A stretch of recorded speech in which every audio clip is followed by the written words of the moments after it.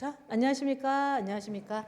자, 지금 모의고사 1타 3피 형사법인데요.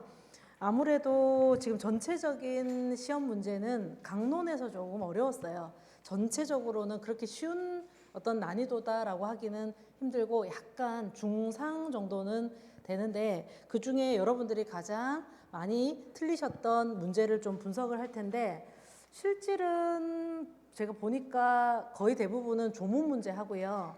그리고 또 판례 중에 박스형이기 때문에 이제 놓친 것. 그게 이제 좀 여러분들 실수의 이유가 되지 않았나라는 생각인데 일단 15번 한번 보실까요? 지금 확률적으로는 지금 드리는 5문제를 가장 많이 틀리셨다라고 해서 해설을 해드리는 겁니다. 15번 한번 가시면 15번은 뭐 이런 문제들을 똑같이 나온다 이게 아니라 조문 정리가 어느 정도 되고 있는가를 제가 확인하고 싶었어요. 여러분들이 얼마만큼 이 문제를 통해서 맞추고 나서 조문을 확실하게 하고 있는지를 검토해 보고 싶어서 낸 것인 것 뿐이고요. 여기 한번 보시면 신용훼손 업무방해 공연성을 요구하지 않으나 경매 입찰은 공연성 요구합니다 라고 하는데 공연성은 명예훼손에서 공연성이라고 하는 구성 요건이 요구되는 거잖아요. 그렇기 때문에 신용훼손죄나 업무방해죄나 공연성, 경매 입찰까지도 전부 다 공연성은 분류합니다. 따라서 기억 지문은 틀린 지문이 된 거예요. 그래서 기억이 아무래도 개수가 되다 보니까 X가 됐고요. 니은 역시도 조문 문제입니다. 313조 중에 허위사실 유포하고 위력이 들어가 있는데요. 자, 이 위력은 빼셔야 돼요. 왜냐면은 업무방해죄를 제가 중심에 놓고 기억을 해달라라고 부탁을 드렸는데 허위사실 유포가 있고요. 위계가 있고요. 위력이 있는데 요 세 가지가 업무방해예요. 업무방해. 자, 업무방해죄가 되고요. 자, 저쪽은 문제가 뭡니까? 신용훼손죄가 되니까 신용훼손죄는 뭡니까?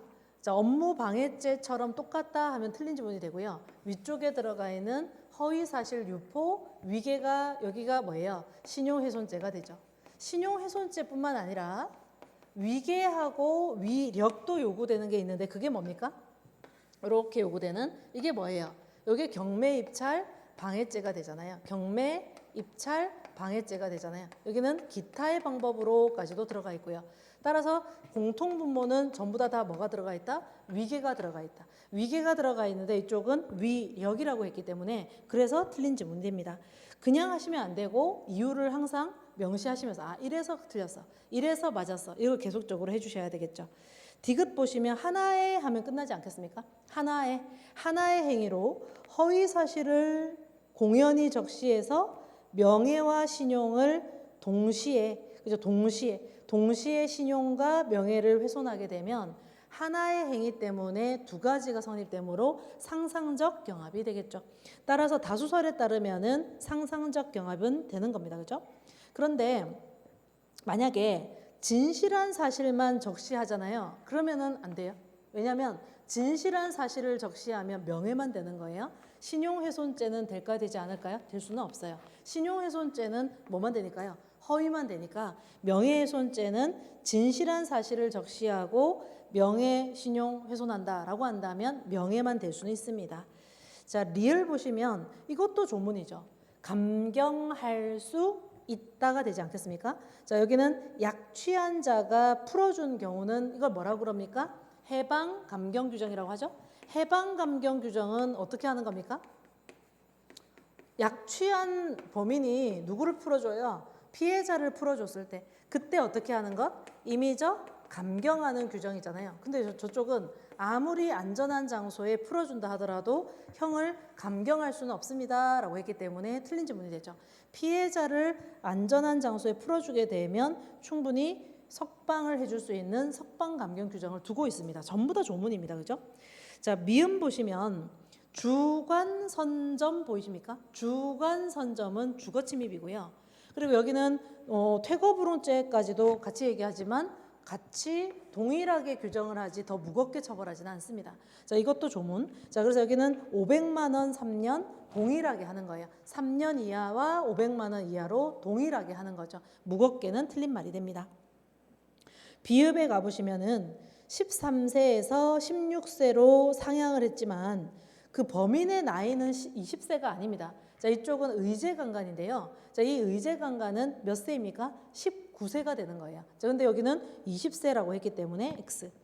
자, 시옷 보시면 강제추행에서의 폭행 협박은 이제 판례 변경으로 인해서 사람의 신체에 대해서 불법한 유형력을 행사하거나 아니면 일반적으로 사람들이 공포심을 일으킬 만큼의 어떤 정도의 해악의 고지, 그 정도가 된다면 충분히 뭐가 됩니까? 강제추행이 되거든요. 자, 그렇기 때문에 여기 보시는 한거 곤란할 정도임을 요구합니까? 그렇지 않습니다. 자, 바뀐 판례에 대처할 수 있는 것들까지도 필요하기 때문에 지금은 한거 곤란이라고 하는 이 수단을 쓰지 않습니다. 자, 이렇게까지 간다면 맞는 말은 디귿만 맞는 말이 돼요. 자, 15번의 정답은 4번이 됐습니다. 자, 1개. 자, 올바른 개수는 1개가 됐습니다. 자, 16번 가보도록 할게요. 자, 16번이 또 많이 틀리셨다고 하셔가지고요. 16번 보시면 16번은 틀릴 게 없다라고 보이는데 개인적으로는요. 그런데 아마도 16번에 1번이 아닐까 추측합니다. 왜냐면은 16번에 1번이 좀 지문이 기니까 제가 느끼기에는 이번 시험은 읽다가 좀 지친 것 같아요. 지문을 읽다가 피로한 거예요. 여러분들이 좀 타이어드해진 거예요. 아유 타이어드 이렇게 하는 것처럼 피로해진 거예요. 그래서 좀 귀찮아져 버려가지고 더 이상은 이제 그 생각하기 싫어하는 뭐 이런 식으로 해서 그냥 에이 모르겠다 아무 때나 찍어버리자 뭐 이런 느낌이 좀 들거든요.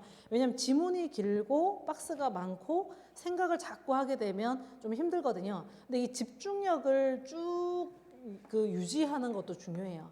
1번부터 40번까지 그렇게 유지를 계속 해주시고 나머지 부분들도 쭉 어떻게 해야 돼요? 100문제까지도 전부 다 유지를 해야 되기 때문에 이것도 저는 좀 필요한 작업이라고 생각하거든요. 그래서 일부러 이렇게 좀 지문이 길었을 때 집중력을 좀 놓치지 아니하고 만약에 이제 실제 나왔는데 너무 피곤하고 힘들다라고 하면 전략적으로는 짧은 거 먼저 보시는 거예요. 전략적으로는. 그래서 여기는 지방공사 사장 X잖아요. 본인이 뽑을 수 있으니까. 그리고 여기 외국영사관에서 뭐 합니까? 허위사실 기재해서 허위의 답변까지 연습시키잖아요. 유죄잖아요. 이렇게 짧은 것들 먼저 해두고 마트 보니까 대형마트에서 부당해고하라 라고 피켓 들고 가는 거 그 정도만으로는 업무방해 아니죠. 자기 살 길 찾으려고 하는 것들인데 이렇게 해보고 다 괜찮네 라고 한다면 이 중에서 뭔가 조금 문제가 되는 게 있을 거야 라고 추측을 해보시라는 거죠. 그렇다면은 이쪽은 위력이라고 했을 때 왜냐면 제가 이걸 한 이유는 위력을 사회적인 지위나 사회적인 권세에 따르면 위력이다 위력 아니다 이거는 겁나 많이 했어요. 계속 했어요. 이건 계속 했기 때문에 이런 자유의사를 제압하기 위한 일체의 세력이다라는 말도 한번 보시라는 거예요. 그래서 지위를 보인다 권세를 보인다 이것도 있지만 자유의사를 제압하거나 혼란하게 하기 위한 일체의 세력도 가능하고 대신에 뒤에 보시면 유형적이다 무형적이다 이것까지도 불문이에요. 유형 무형 불문이고요. 어지간하면 우리 법에서는 유무형을 불문하잖아요. 그리고 맨 마지막에 현실적으로 피해자 지금 자유의사가 완전히 꺾여야 되는가 제압해야 되는가 그 정도까지 필요한 것은 아니지만 대신에 범인의 위세가 있는지 사람의 수 주위의 상황 기타 자유의사를 제압하기 위한 충분할 만큼의 왜냐하면 위헌범이잖아요. 이 업무 방해죄라는 성격 자체가 결과범이나 이런 침해범이 아니잖아요. 그렇죠? 위험 발생이 중요하다 보니까 제압하기 위한 충분한 정도가 되면 충분해. 근데 이게 피해자 의사입니까?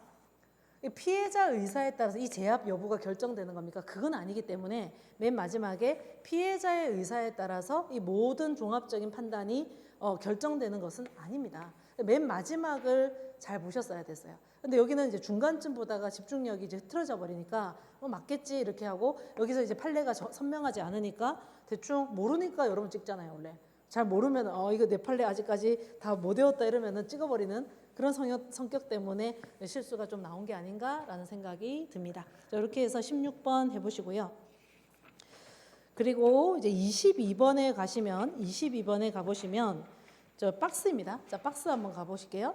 자, 여기는 문서인데 문서를 이게 왜 많이 틀린 이유가 있습니다. 이유는 왜 그러냐면 여기는 문서를 자격 모용 사문서 공원부 다 섞어뒀기 때문이에요.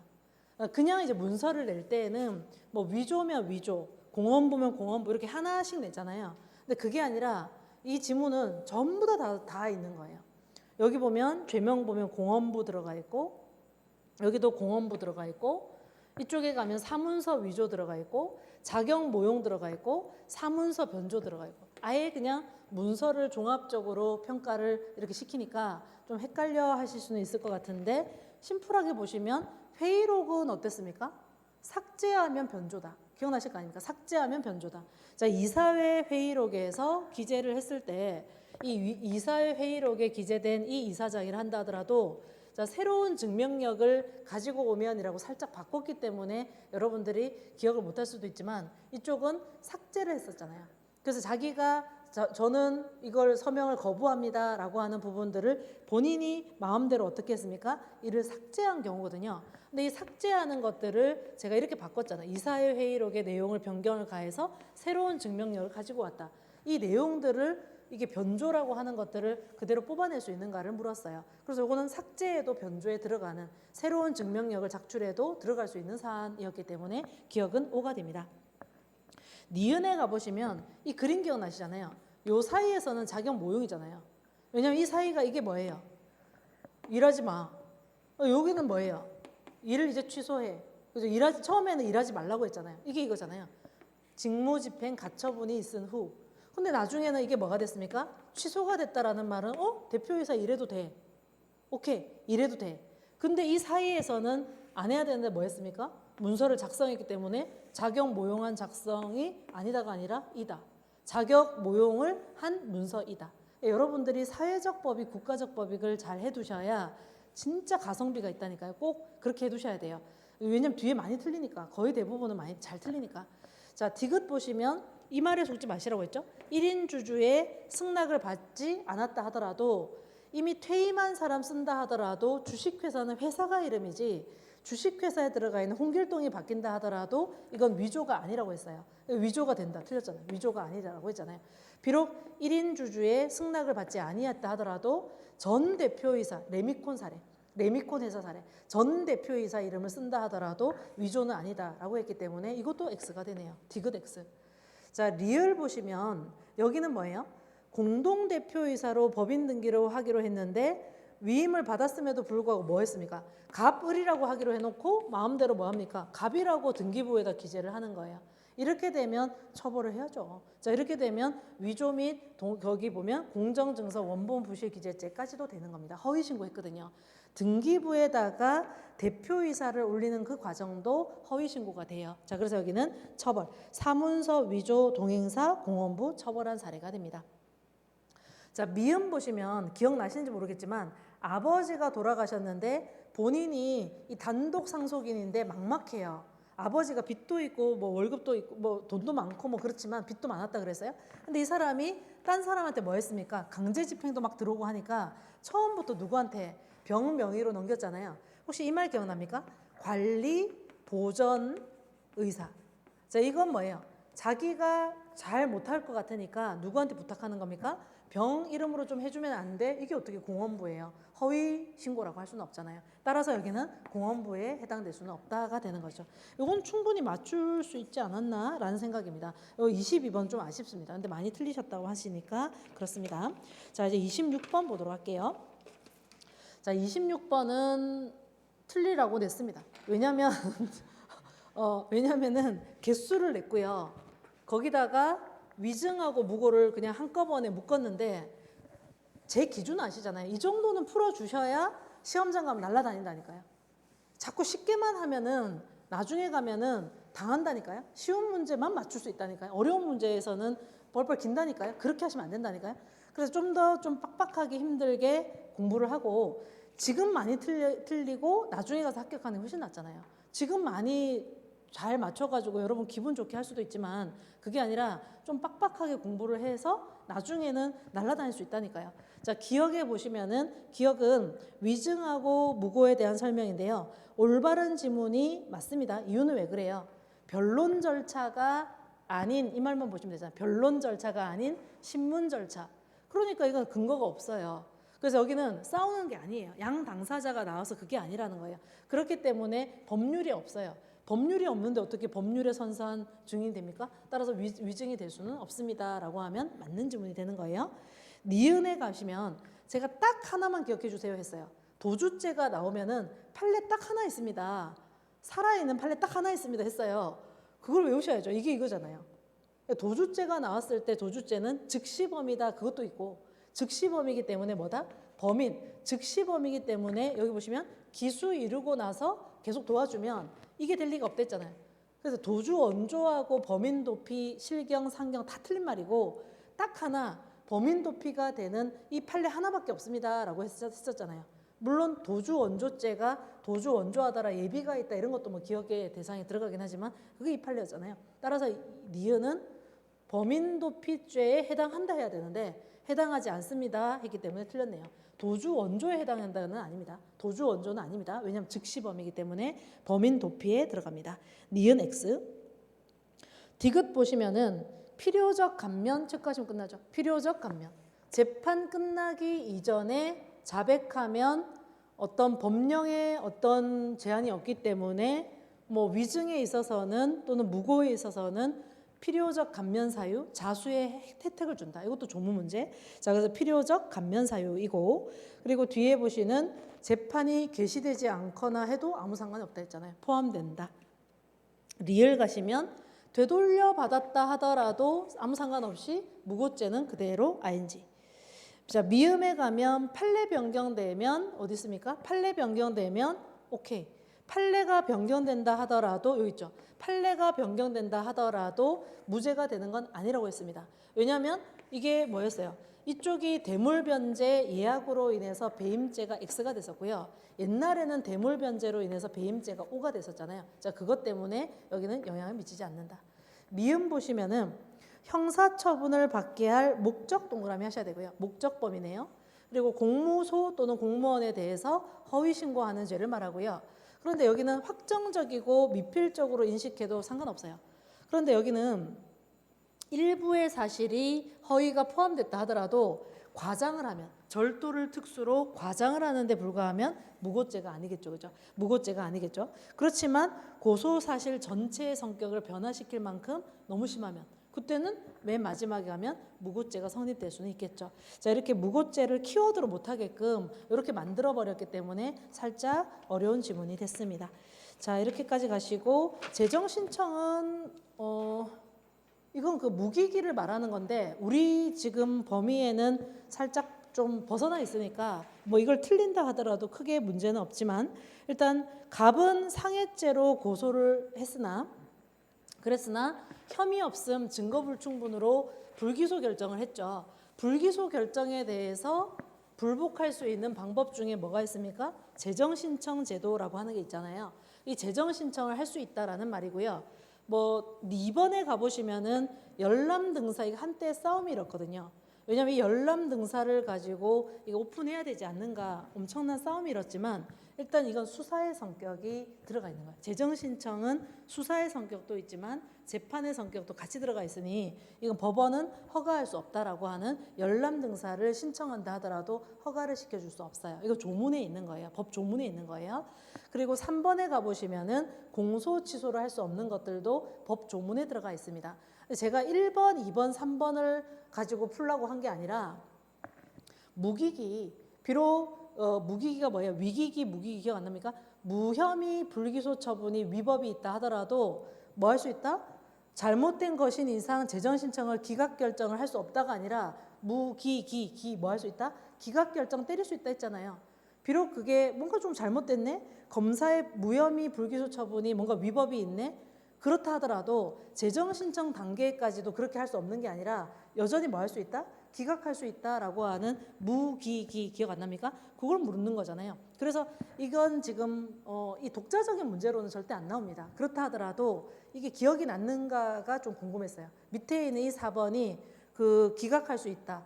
비록 이게 진짜 잘못된 것이라 한다 하더라도 법원의 입장은 이게 잘못된 것을 받아들이는 게 아니라 법원의 입장대로 그대로 안 받아줄 수도 있다라는 거예요. 그렇기 때문에 재정 신청을 기각할 수 없다가 아니라요. 기각할 수 있습니다가 맞는 지문이 됐습니다. 자, 그렇게 해서 아무래도 35번까지 해서요. 뭐 사례 문제하고 박스 문제가 전부를 이루고 있네요. 너무너무 수고 많으셨고요. 또 다른 그 수업에서 인사드리도록 하겠습니다. 마치겠습니다.